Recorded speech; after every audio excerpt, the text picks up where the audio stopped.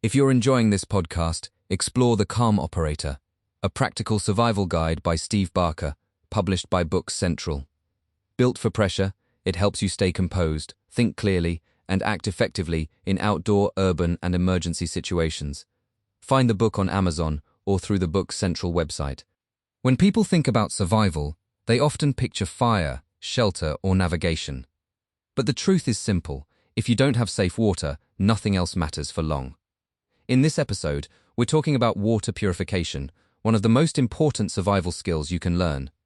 Whether you're camping deep in the woods, dealing with an emergency at home, or trying to make sense of a questionable source in the field, knowing how to turn unsafe water into drinkable water can keep you calm, capable, and alive. The first thing to understand is that not all water that looks clean is safe.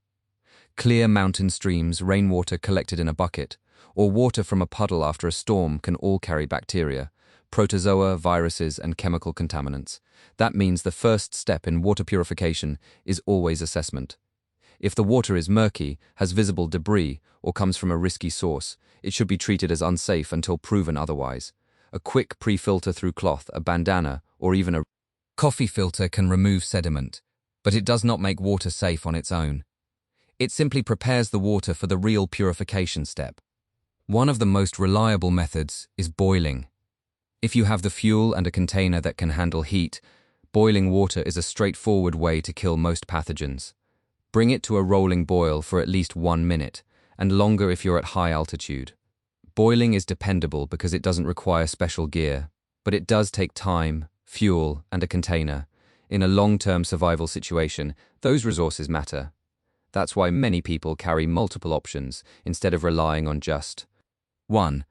Good survival thinking means having backups. Another common method of water purification is chemical treatment. Water purification tablets, chlorine dioxide drops, and household bleach used correctly can disinfect water when boiling isn't practical.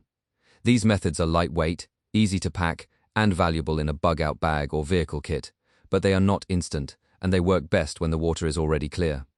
They also have limits when it comes to certain parasites and chemical contamination, so reading instructions carefully is essential. In survival, precision matters. Guessing can cost you. For many people, filtration is the most practical field solution.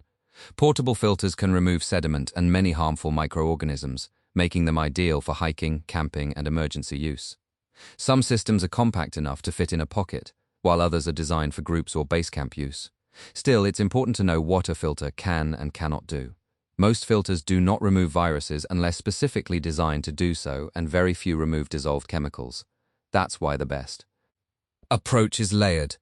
Filter first, then disinfect if needed. Think of it as building a safety chain rather than trusting a single link. At the end of the day, water purification is about more than gear. It's about judgment. Knowing when to collect water, how to treat it, and which method fits the situation is part of being truly prepared. The goal is not just to survive one night or one hike. The goal is to build confidence through repeatable skills. When you understand water purification, you remove one of the biggest variables in an emergency, and in survival, fewer unknowns mean better decisions, less panic, and a much better chance of making it through.